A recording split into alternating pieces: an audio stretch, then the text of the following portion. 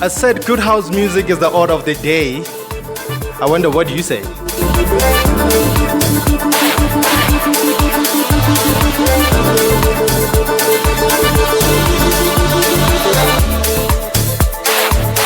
At 26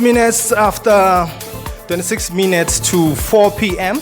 We're going to be joined by Pam at 4 p.m. live in studio. But for now, in studio, I'm not alone, man. Stone Edge is in the building. Stonito. Yeah. What's good? I'm good, man. I'm good. Thank you very much for having me, my man. Yeah. It's actually good. It's nice being here. Yeah. So I have one question. Yeah. I want to start with one question and one question only. How does it feel to be on the other side? Hey, it makes me feel vulnerable. Yeah, you sound like man, you are trapped in the jungle somewhere where there's only lions, and I don't know why, but come on, man. Okay. Yo, this is Mr. Say like you mean it. Yo, I'm Kinelizi. Yeah, give Stone Edge and the loud one that you can control the audio when you edit. I know. I this time around, I got you. We're not gonna be hearing all those things. As soon as you go, I'm like, yeah, kill it now. But are you good? I'm good, man. I'm good. I'm blessed, actually, man. Yeah, man. Thank you for joining us today, man. Today we're gonna be talking about everything podcasting and making sure that we sustain it as a business. Yeah, man. So maybe tell us about yourself, man. Who's a Stone Edge? Ayo, Stone Edge, first of all, Tsehofatso Mohoti, known as Matlapa, Maswiga, go high. And I think some of them actually used the name to tease me, or they used it to tease me, but it actually worked great for me, you know. But yeah. But yeah, basically, Masube is 0414. I'm not even from Pretoria. I hate saying Pretoria. No, it's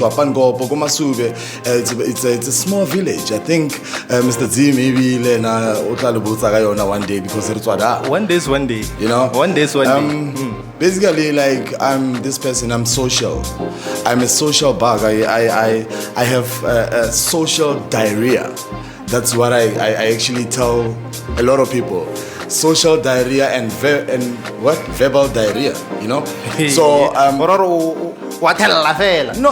really. The thing is, when you have that and you know how you have it, you learn to control it. And if you talk too much, you know what to say when. And to who also, you know. Well, let's dive deep into this thing, man. Let's go. Let's speak podcasting, man. Yeah. But I want to know when did you start and why did you start with podcasting? Hey, man, I think if I have to go deep into it, we'd have to host the show until tomorrow, you know. That's fine. Yeah. We still have enough time. Yeah, but basically, the media game. I don't want to say podcasting, you know. The media game. It's something that got to me when I was going through a very dark phase, my man. So you use it as a safe space? It was something that was recommended. Okay. You know, it was something that I was good, or I was told, I'm good. And I didn't know, or I didn't even believe the person. I thought, maybe they're just trying to get through me because I was going through a dark phase, and that was the therapy sessions, you know. Okay. So I don't want to go deep into it, but the media game, man, it opened my eyes, man. I think it's more than what people even think. You know, when I got into it, I felt a different feeling. I'm a tour guide professionally. Yeah. And I jumped into this field, media and podcasting. I don't want to say blindfolded, because I knew what I was doing and I knew what I wanted, you know. All right. Yeah. Okay, Sharp. With that being said, we get the inspiration behind it. I want to know now, how did you theme it, and how did you decide on a niche? Say like you mean it is something that I've always said when I was going Nelspruit, bro. Like, so basically, everything when it comes to podcasting in my life, it started in Nelspruit. And if there's anyone who says, "What they taught me what they like," but yeah, Nelspruit is waiting. I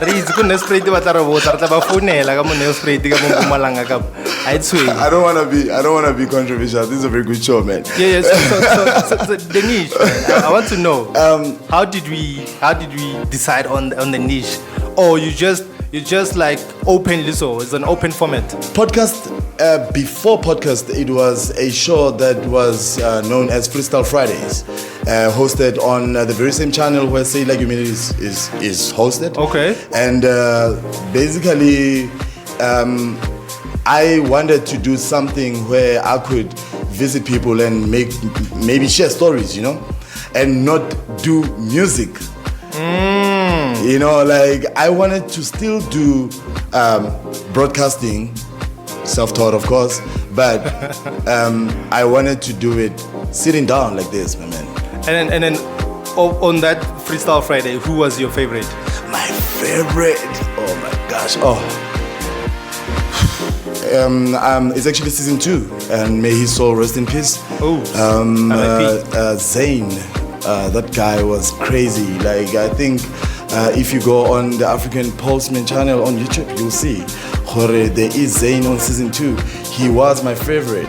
But if you asking me who was my favorite, it's not actually fair because I have quite a few favorites on that. Yeah, but we need to know that. The people need to know. Anyway, can I just have a number 2 then? Well, okay. Now that we know about you, after the break, I want us to talk more about the business side of it. All right, cool. 3:42. I'm still in studio with Stony Edge. We're speaking everything podcasting. House 326 is the name of the show. 011 Radio is where you at, the pulse of Josie. Man, we spoke about you and why you started. Now, I want to know now. I'm sitting at home. Where do I start if I want to do podcasting?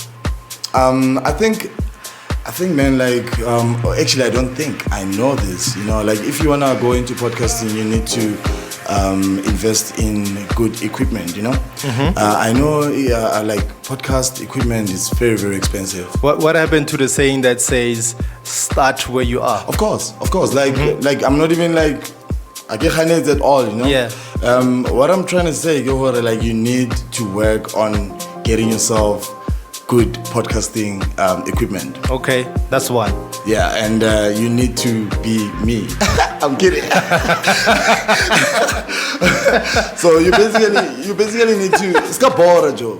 I don't believe it got bored, Like I know her content like comes out different, Okay. But like it's got bored, and a lot of people they telling me I limit myself when it comes to what I have to say, in public or more podcasting, Okay, that's true.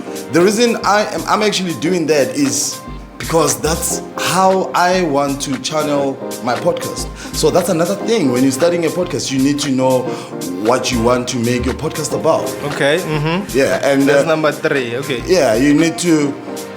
And you need to market it. Like there's a lot of platforms where you can sell your content. You pay a little bit and then they advertise it. So you need to go and research about these things. You need to check where you can place ads or campaigns. For your content. Yeah. So somebody who's listening right now. Yeah. Just in the right place. Where do we get the content out there? Say I want to get it on iTunes, I want to get it on Spotify. Where do I even go? You basically go there. So no, but then again, here's the thing. It's with music, you don't go directly to Spotify or Apple Music. Mm-hmm. You have to go through a distributor somehow. Oh, okay. Yeah, so I'm asking, hoping maybe is the same channel or the same way to go about it. No, man, like it depends which platform you want to put your or even sell your content on. Okay. Some content some platforms they will want you to physically have your content on their platform, but with YouTube, can I say that? Yeah, you with can YouTube say. and Spotify. I mean, that's where podcast lives. Yeah. So with YouTube and Spotify, you do it. I do audios. It's actually easy. You don't have to register anywhere. You just have an account of a podcast with Spotify. With Spotify, and then they will list it as a podcast. If if I don't want to. So you mean there's ways that they look at to see if your content is fitting to be on the platform? Yeah. Because when I started loading audio sessions, they actually didn't recognize my audios as podcast until a certain time. I just got a message that we just listed you as a podcast on Spotify, and then from there I just started seeing numbers, because when you go in the background you actually see numbers, but when you just put something on Spotify, like throw it there, like the numbers don't actually mean anything to you because you just putting it there. But if you're putting it as a podcast, then there is actually a reason for your content to be there, and people will know what to look for also. All right. So, what are some of the challenges that you as a podcaster face all the time? Edge, bro. Like I don't want to blame anyone who's not sharing my work, because that would be not fair at all. So the challenges that one would face as a podcaster or as a podcast, dog, you have negative critics, like negative, or you need to. I guess another question will be, how do you turn them into a positive then? I don't listen to them. But let's say it's here, like the texts are coming, people are talking. What do you do? I don't want. The thing is, dog, you don't want to confuse yourself.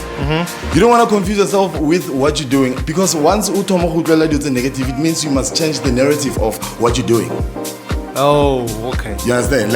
And if I have a podcast called Say Like You Mean It, and I believe I'm not bashing anyone, I'm saying it like I mean it, and people get it wrong, man. Like, especially with the name of my podcast.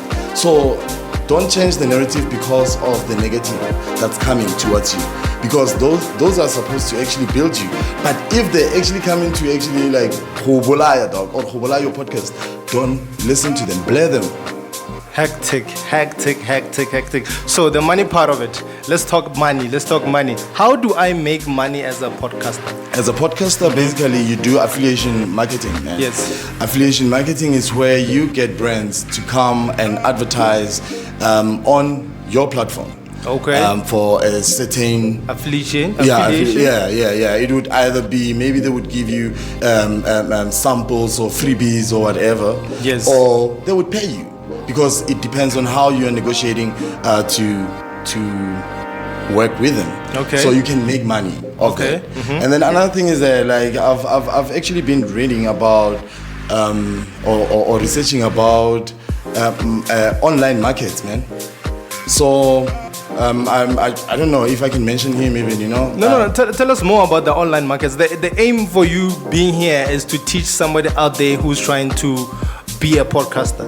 Like basically I learned from the best, man. I think, and I don't know if anyone would actually want to argue with me. Like, MacG is the best in the game of what we have. Well, that's the honest truth. I get a lot of lessons from him, and not directly, of course, but like through what he does. The market, the online market, man. You basically open a market where people can come and sell their product on your market for a certain fee.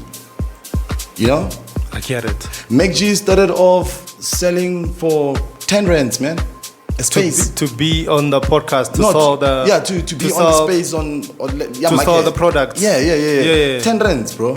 And like, you can imagine, he has 1 million. If the market is still on, I haven't checked it in a while now. So if the market is still on, and everybody, or maybe 500,000 people on his podcast are actually entrepreneurs.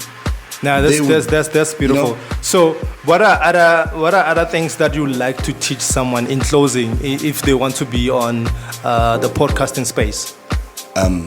Find your niche.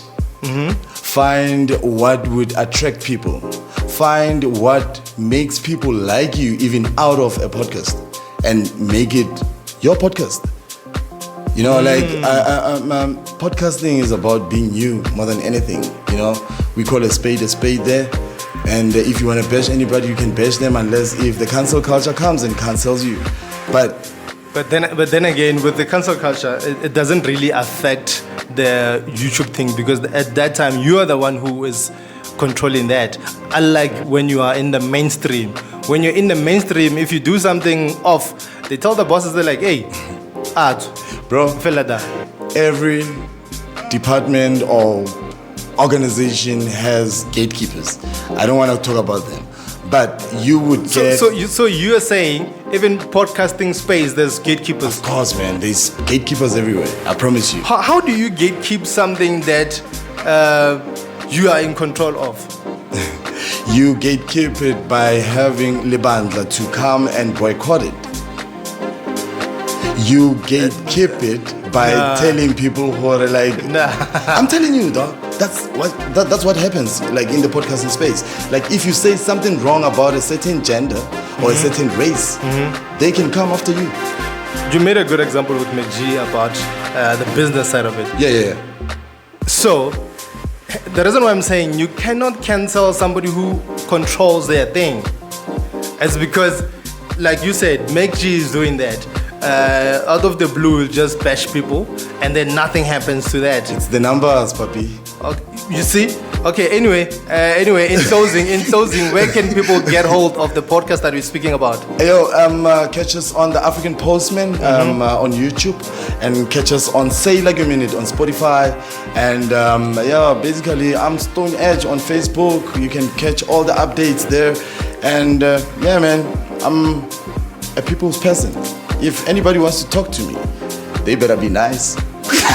Well, you just said you're people's first. But anyway, thank you so much for coming through, man. It was a lovely pleasure having you around. 065-678-2159 is where you can contact us. Make sure that you send in the song request right now. I'm going to play a golden oldie right now. After that, I'm going to take in your text and play you your favorite song.